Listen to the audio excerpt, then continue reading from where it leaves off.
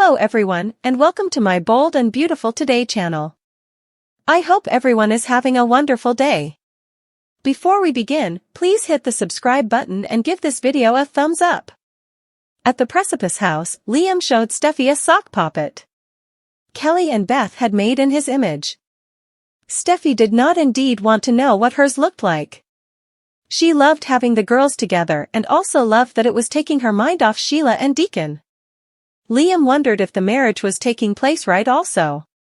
Steffy said it would be at the sand, and Liam replied that he wouldn't be surprised if it was passing down the precipice. Steffy said she would formally checked. Liam remarked that it had been nice of Finn to get the pizza. Steffy said there were plenitude of pizza places hard, but Kelly loved Deacon's pizzas.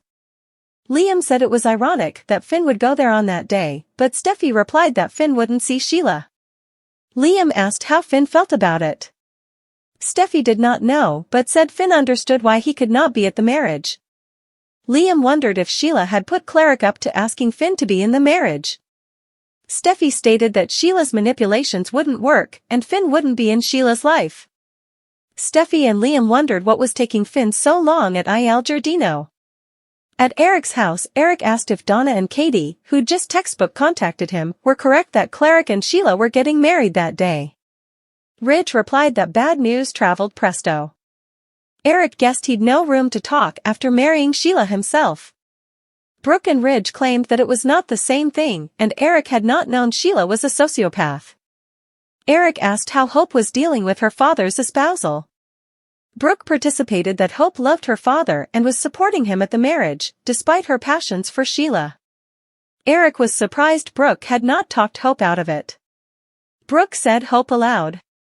Deacon's love might have changed Sheila. Ridge said it was a dangerous study, and Eric agreed. Brooke defended Hope, saying Hope had not bought into Sheila's facade, Hope was just being open for her father. Brooke hoped her son wouldn't go through with being maid of honor. Ridge asked why Hope could not walk down like Finn had, but Brooke revealed that a part of Finn did want to be there for Sheila. Ridge promised that Finn would be nowhere near the marriage. Eric said Finn wouldn't go. Brooke said that part of Finn did want to be there, but his commitment would always be to Steffy. Ridge said it had better be. At Il Giardino, Sheila hugged Finn, who sounded confused. She'd been hoping and soliciting that her son would make it to the marriage, and there he was. Telling, Finn said he was just there to pick up some pizzas, and he would allowed. They'd been getting married on the sand. Replying that there had been a change in plan, Cleric figured Finn might as well stay as he awaited for his pizza. Sheila agreed, deciding that it was meant to be. Cleric said Tom would make it quick. Finn honored Tom and Deacon hailed Tom as a superhero for helping them find Sheila. Deacon added that when he would invited Tom to the marriage, he would had no idea that Tom was a certified marriage officiant. Deacon jounced at Hope, who'd agreed to be the maid of honor. Finn looked at Hope, and she meanly affirmed it. Cleric prompted Finn to stick around while he awaited his pizzas, and Sheila said it would be a short form. Finn and Hope changed aesthetics, and Finn agreed to stay. Opening the form, Tom said fate had brought him there and had brought Deacon and Sheila together. Tom had seen passion and care when Deacon and Finn had saved her life, and he would seen in Sheila's eyes her passion and love for Cleric and Finn. Tom, who'd learned a little of their histories, said all of them there believed in the power of redemption and alternate chances. Tom decided that the couple had come to hear to each other, not him, and he instructed them to say promises. Deacon had not written anything down because he would wanted to speak from the heart. He told Sheila that she was like a hurricane in his life, but in good way. God had given Deacon numerous alternate chances, he would reconnected with his son and erected a business. He would gotten an alternate chance to be with the woman he loved further than anything and to be the stylish hubby he could be. It was an alternate chance he would make the utmost of. Hope beamed bashfully. Sheila told Deacon that, on the subject of cautions, she had her life, she was standing there marrying him with Hope by her side, and her son was there to partake her marriage day. Sheila's heart had no way been so full. She stated that Deacon was her strength, and when she demanded guidance, he made her a better person. He completed her, and all she would ever wanted, she had. All she would ever wanted was to be loved fully, and she felt it from Deacon every day. Tom led Deacon and Sheila in the exchange of the traditional promises, also asked for the rings. Cleric scrabbled them from his fund and asked Finn to hand them to Tom on his and Sheila's behalf. Finn complied, and Cleric and Sheila changed rings. Tom pronounced them hubby and woman.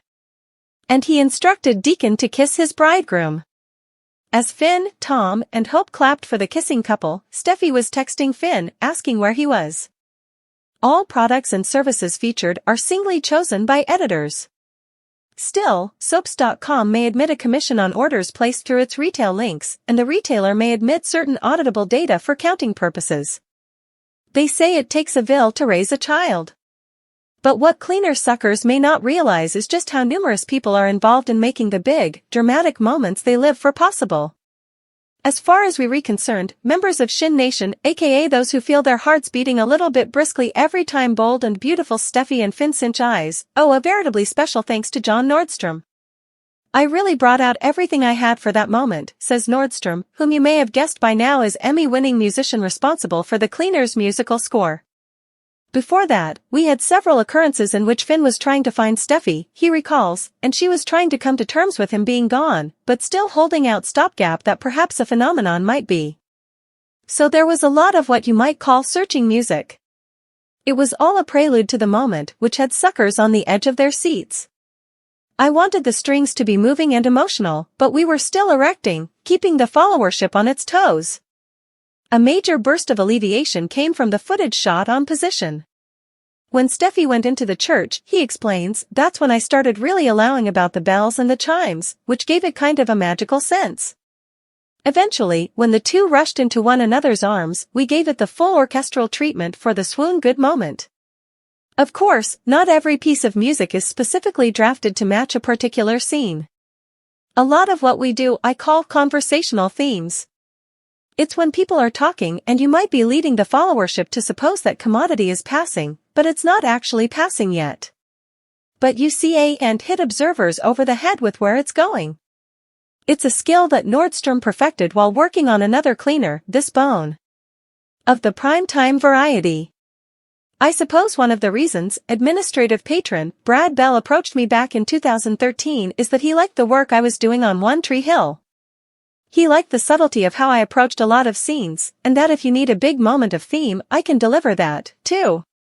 The Bold and the Beautiful spoilers have been teasing an upcoming medical emergency for Hope Logan, Annika Noel, on the CBS soap. Anytime someone with a uterus has a doctor's appointment on Bold and Beautiful, viewers assume they are pregnant. But there may be more going on than meets the eye with Hope Logan.